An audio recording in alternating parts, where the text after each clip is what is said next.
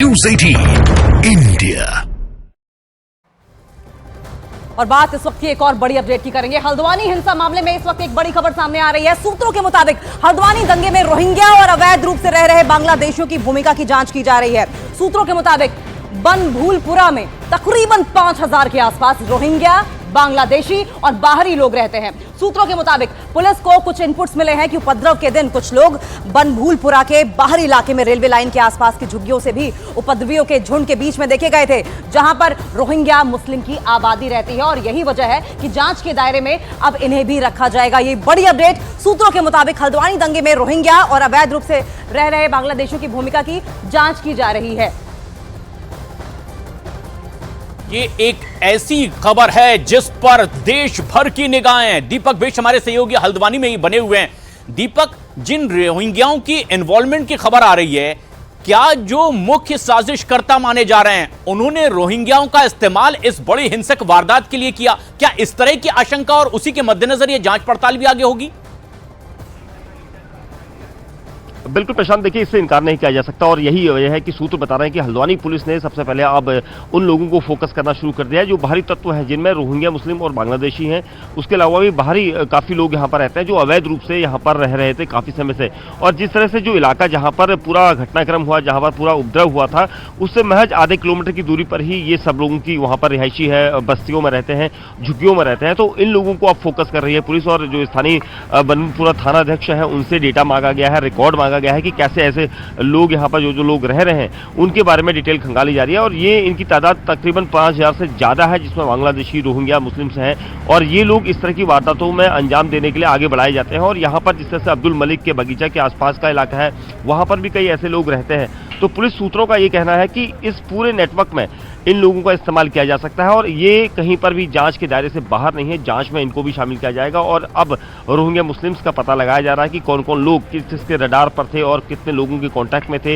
इनका पहले का बैकग्राउंडर खंगाला जा रहा है, क्या कभी इनकी गिरफ्तारी की गई थी। दरअसल मैं आपको प्रशांत बता दूं कि हल्द्वानी में जो ये लोग रहते हैं रोहिंग्या मुस्लिम या बांग्लादेशी, तो यहाँ पर फर्जी जो अवैध रूप से जो आधार कार्ड होता है या वोटर कार्ड होता है उसका इस्तेमाल करके यहाँ पर इन्होंने अपनी रिहाइश बनाई है और उसी का यहाँ पर फायदा उठा सकते हैं। और इसीलिए पुलिस अब उन लोगों का डेटा एक पूरा स्टोर कर रही है, खंगाल रही है, ताकि इनकी पहचान हो सके। और वीडियो फुटेज में अगर इनकी एक की भी अगर पहचान हो जाती है तो उसके बाद ये साफ हो जाएगा कि इस पूरे मसले पर इनका भी इस्तेमाल किया गया था। बिल्कुल, और इसीलिए अब ये धरपकड़ तेज कर दी गई है, जांच पड़ताल तेज कर दी गई। लेकिन इस पूरे मामले में एक और बेहद अहम और बड़ी खबर, उत्तराखंड के हल्द्वानी में हुई हिंसा पर अब धामी सरकार लगातार एक्शन मोड में दिखाई दे रही है। पुलिस ने 19 नामजद और 5000 अज्ञात लोगों के खिलाफ मामला दर्ज किया है और उनकी तलाश अब तेज कर दी है। और इसके साथ ही कई लोगों को हिरासत में भी ले लिया गया है, पूछताछ उनसे की जा रही है ताकि कोई क्लू मिल सके उन आरोपियों की गिरफ्तारी के लिए।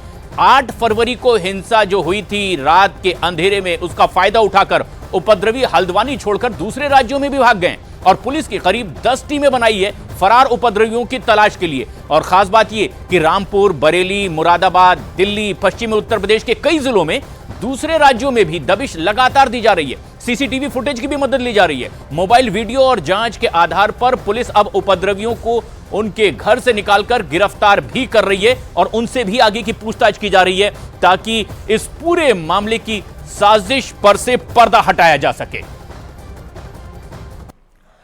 दीपक का सीधा रुख कर लेंगे। दीपक हमारे सहयोगी हमारे साथ बने हुए हैं। दीपक, 100 लोगों की पहले ही गिरफ्तारी हो चुकी है, क्या उम्मीद करें कि गिरफ्तारियां और होंगी? और क्या इन 100 लोगों से किसी तरह के कोई इनपुट्स मिले हैं अभी तक, कोई जानकारी इस बारे में?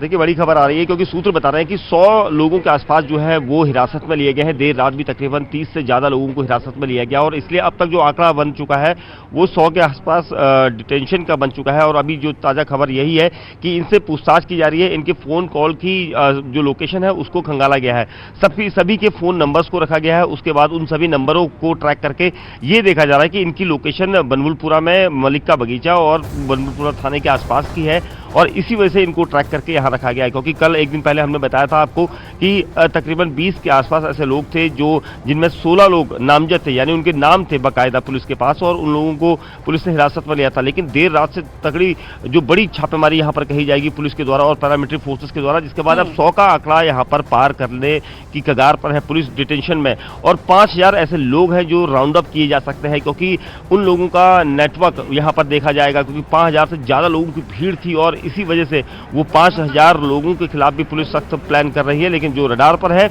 उनको पुलिस ने कहीं से भी नहीं छोड़ना है, ये सूत्र बता रहे हैं। पुलिस सूत्रों का कहना है कि देर सवेर नहीं तो 2 से 3 दिन में ये सारी गिरफ्तारियां, यानी कि धामी सरकार किसी भी तरीके से दीपक दोषियों को बख्शने के मूड में नहीं है, और यही वजह है इस वक्त की बड़ी अपडेट हम अपने दर्शकों को बता रहे हैं न्यूज 18 इंडिया पर कि 100 लोगों को हिरासत में लिया गया है, लेकिन 5000 लोग जो कि इस भीड़ का हिस्सा थे उन्हें भी राउंड अप किया जा सकता है। और इधर हल्द्वानी हिंसा का मास्टरमाइंड बताए जाने वाले अब्दुल मलिक का एक वीडियो भी सामने आया है, जिसमें वो नगर निगम के अधिकारी से बहस करता हुआ नजर आ रहा है। दावा इस बात का किया जा रहा है कि ये वीडियो हिंसा वाले दिन यानी कि 8 फरवरी का है। आरोप इस बात का है कि नगर निगम की टीम जब दल बल के साथ बनफूलपुरा इलाके में अवैध कब्जा हटाने पहुंची तो आरोपी मलिक से उनकी जमकर बहस हुई। अब्दुल मलिक नगर निगम की टीम को जमीन के दस्तावेज नहीं दिखा पाए थे और नगर निगम के अधिकारी लगातार उनसे जमीन के कागज मांग रहे थे।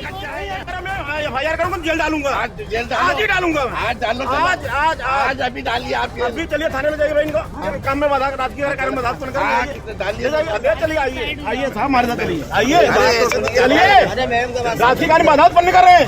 अगर जमीन कागज नहीं खड़े नहीं होने जमीन का नहीं है कागज, ये कागज चाहिए, नहीं कागज है हमारे पास दादा, आप यहाँ से जाइए, पहले तो नहीं मेरे दादा जब तक फ्री होल्ड नहीं दिखाएंगे एक कदम नहीं खड़े, मेरे दादा पर दादा के नाम पे से कागज दिखाइए पहले।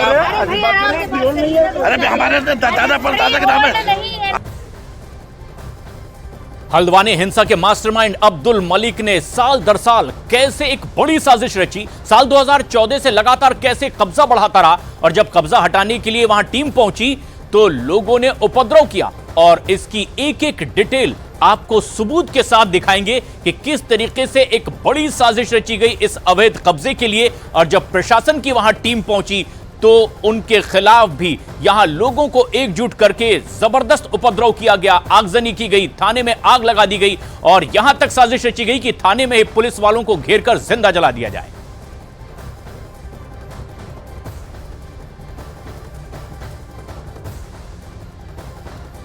हल्द्वानी के नगर निगम के उपायुक्त पंकज उपाध्याय जी साथ हैं।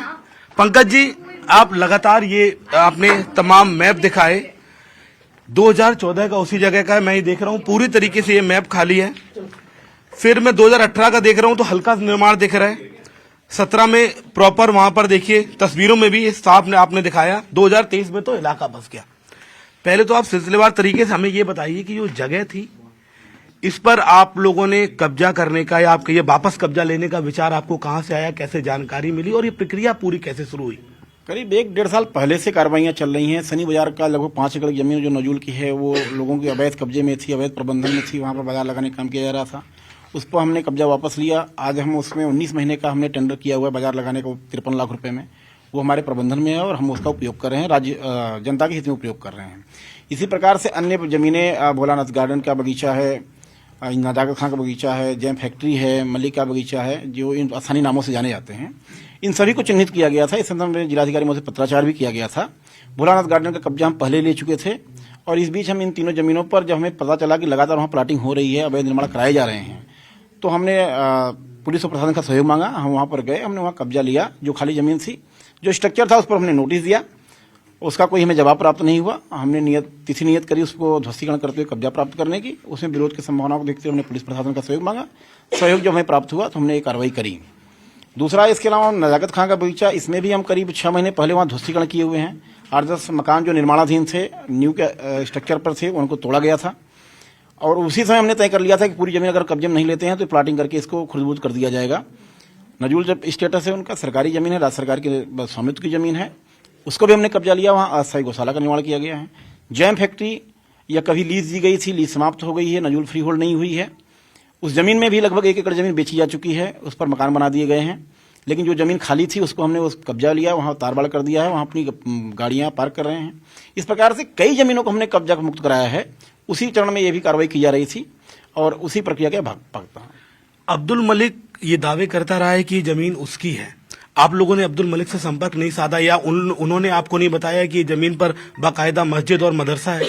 अब्दुल मलिक 29 तारीख को मौके पर आए थे, मौके पर उन्होंने विरोध किया हुआ है। हमने उन्हें स्पष्ट कहा कि अगर आपकी कोई जमीन का दावा है तो अपना पुष्ट करिए, राजस्व विभाग से संपर्क करिए, उसके बाद भी अगर पुष्ट नहीं है तो आप जो भी संबंधित दस्तावेज हैं, क्योंकि राजस्व विभाग के अभिलेखों के अनुसार ही कार्रवाइयां होती हैं, तो राजस्व विभाग से भी हमने प्रमाणित कराया हुआ है। मैंने उनसे कहा कि आप अपने दावे की पुष्टि कराइए, आपकी जमीन आप ले जाइए।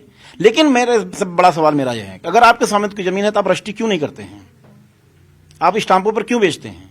वहां पर एक भी रजिस्ट्री मुझे दिखा दीजिए, वहां एक भी रजिस्ट्री नहीं है, एक भी नक्शा पास नहीं है, एक भी दाखिल खारिज नहीं है। अगर स्वामित्व की जमीन है तो ऐसा क्यों नहीं किया जाता है?